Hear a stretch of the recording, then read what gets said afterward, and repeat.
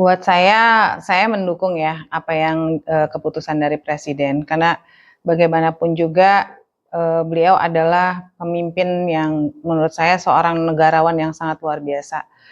Yang pastinya kebijakan yang diambil ini sudah dipikirkan sebelumnya masak-masak. Karena pastinya dalam satu kebijakan baru pasti ada pro dan kontra. Dalam hal ini mungkin, dari sisi lain melihatnya, wah efisiensinya ini benar-benar luar biasa ya pemotongannya sampai, tapi kan luar biasa ya bisa ngirit dana sampai 750 triliun. Yang mana mungkin, pasti akan ada dampak. Dampaknya kan kita udah mengetahui bahwa dana yang dipotong itu adalah BMKG, dana yang dari Basarnas, dan juga di infrastruktur. Eee, Kalau dilihat dampak, pasti ada dampaknya, tapi the good thing saya ngelihatnya bahwa dari kebijakan ini, seorang presiden tuh pasti punya solusinya. Nah, solusinya saya lihat ada satu program baru, kebijakan yang akan dilakukan dalam hal, pembiayaan yang besar-besaran, yaitu kreativitas dalam pembiayaan. Saya lihatnya pemerintah sebentar lagi akan me-launching, Danantara di tanggal 24 Februari ini. Kalau kita lihat memang efisiensi ini impact-nya terhadap infrastruktur, kita lihat nanti irigasi, masalah jalan gitu ya, jembatan itu memang perlu perbaikan, pasti itu akan menghadapi hambatan.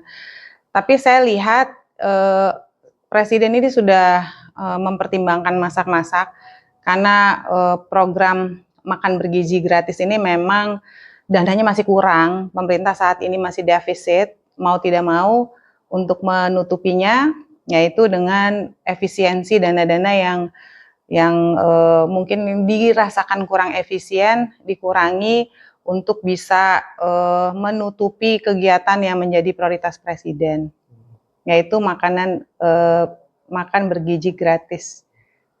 Terus apa nih kira-kira pemerintah seperti apa untuk beradaptasi agar program efisiensi ini tidak merugikan masyarakat lah gitu, kualitasnya seperti apa Bu?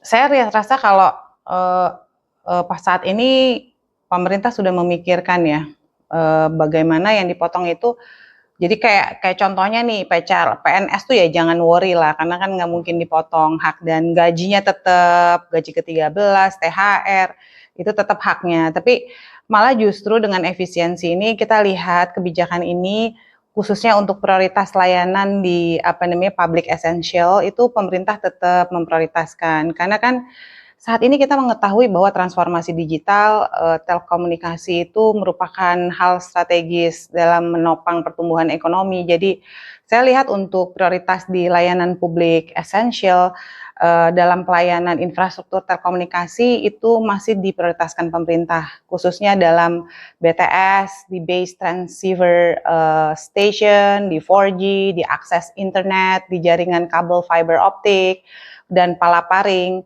Dan juga pastinya yang paling luar biasa yaitu mengenai pengelolaan pusat data nasional PDN kita itu masih jadi prioritas. Dan sebenarnya pengurangan belanja non esensial yang dilakukan pemerintah itu terhadap seminar, focus group discussion, exhibition, keprotokolan, keacara-acaraan seremonial ya, yang sehingga saya lihatnya pemerintah ini lebih mengalokasikan dana terhadap dana yang menjadi prioritas yang menopang pertumbuhan ekonomi secara efektif.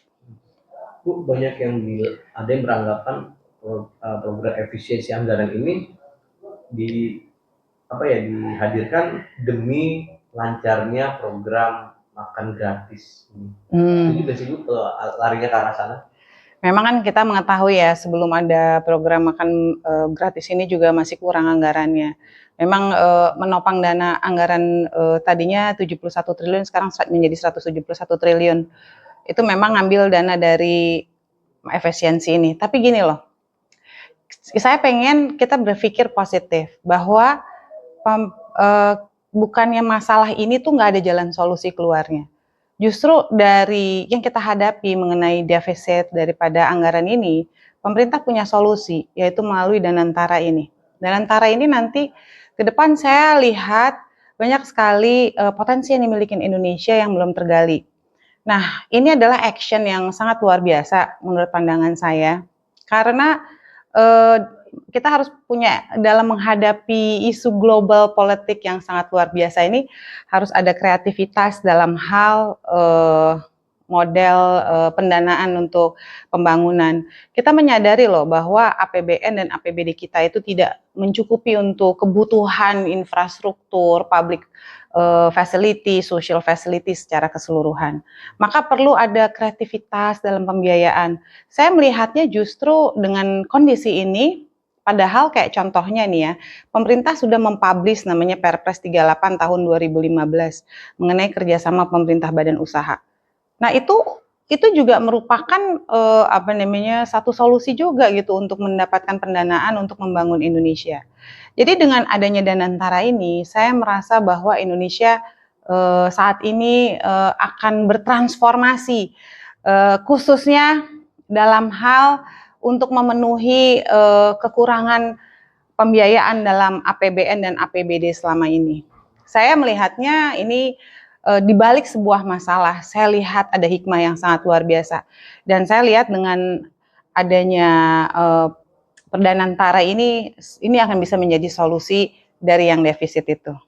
Berarti dengan kata lain, Ibu Dini setuju ya dengan ide gagasan Pak Prabowo yang berjalan ini, Bu? Saya lihatnya Pak Prabowo itu luar biasa ya, karena pertama adalah mau mengentaskan kemiskinan di 0%.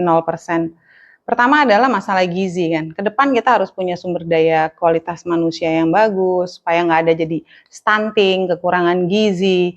Jadi kalau misalnya kualitas manusianya bagus, pasti angka kemiskinan kita akan hilang, karena kualitas SDM-nya luar biasa. Setelah itu pemerintah akan membangun strategis pertumbuhan ekonomi secara merata. Itu membutuhkan juga manusia-manusia yang sehat ke depannya. Memang dalam satu perubahan awal ini mungkin terlihatnya berat ya melihat pro dan kontra. Tapi kita harus bisa lihat efek multiplier efek dari program ini. Pertama tadi masalah nanti ke depannya anak-anak dan manusia Indonesia itu akan berkualitas. Udah nggak ada lagi orang-orang yang kekurangan gizi. Jadi semua orang-orang Indonesia itu sehat. Kedua, kalau sehat jadi produktivitasnya meningkat. Dan saya lihat melalui Danantara, Presiden juga akan membangun 32 gigawatt untuk listrik. Ini angin segar sekali, kebangkitan industri di Indonesia akan maju. Karena Presiden memprioritaskan mengenai hilirisasi untuk pertambangan dan komoditi. Apa yang akan kita lakukan? Kita punya market 270 juta manusia lebih, itu tidak akan ada arti apa-apanya kalau sumber kekayaan alam kita nggak ada yang mengelola. Nah ini kalau saya lihat secara kerangka besarnya sih sangat luar biasa, Mas. Think big, start small, move fast. Suatu gagasan yang besar itu memang harus dimulai dengan langkah kecil. Ini langkah di 100 hari pertama yang dilakukan. Saya yakin pro dan kontra ini pasti ada solusinya. Dan saya sebagai warga negara dan pengurus Kadin gitu ya di sini, kami harus mensupport program yang dicanangkan pemerintah. Karena semua itu pasti sudah ada riset dan pertimbangan dan telah melalui banyak analisa ekonomi sebelumnya. Mungkin nggak salah satu pihak aja kali ya, mungkin akan banyak pihak yang merasa dirugikan. Yaitu tadi, dalam setiap perubahan atau kebijakan itu pasti ada pro dan kontra, ada plus minus gitu ya. Ada yang dirugikan, mungkin kalau dirugikan mungkin terhadap tenaga honorer pemerintah yang pastinya mengalami pengurangan. Tapi kan the best way itu adalah kita harus menyadari bahwa potensi di Indonesia ini, waktu kita krisis ekonomi, the backbone of the economy Indonesia itu adalah UMKM. Jadi mungkin teman-teman yang kena apa namanya pengurangan bisa menjadi startup gitu ya, karena emang UMKM ini merupakan backbone ekonomi Indonesia. Jadi sekarang itu didukung, malah justru kalau kita mau jadi startup dalam dibimbing melalui banyak organisasi seperti HIPMI dan lain-lainnya, dan juga pembiayaan diberikan kepada UMKM. Dan yang luar biasa sih ya pasti akan ada pengurangan terhadap apa namanya itu tadi, perbaikan jalan mungkin jadi terhambat, terus jembatan rusak gitu ya. Ya saya berharap hal ini bisa cepat terselesaikan. Saya sih saat ini pastilah dalam sebuah kebijakan itu pasti akan ada yang dirugikan. Tapi dalam hal ini kita harus wise melihat kepentingan yang lebih besar lagi secara nasional.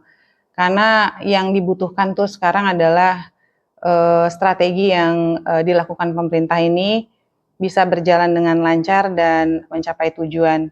Apapun itu, apa namanya, banyak sekali dengan adanya makan bergizi gratis ini, ekonomi masyarakat juga secara langsung bisa dirasakan daripada komitmen pemerintah. Dan saya merasa bahwa dengan adanya kekurangan anggaran ini justru pemerintah mempunyai kreativitas bagaimana untuk menarik dana-dana investasi murni dari swasta, nggak membebankan APBN dan APBD. Yang dibutuhkan adalah sekarang hand in hand, kreativitas, kerjasama yang kuat antara 3 pihak, yaitu rakyat tentunya, pemerintah, dan private sector, jadi dari sektor swasta. Ini yang makanya teman-teman mungkin yang nanti kena dampak dari pemotongan kerja ini ya nggak boleh putus asa, don't give up, karena justru Indonesia ini butuh UMKM dan apa namanya sektor UMKM kita itu lebih berkembang lagi.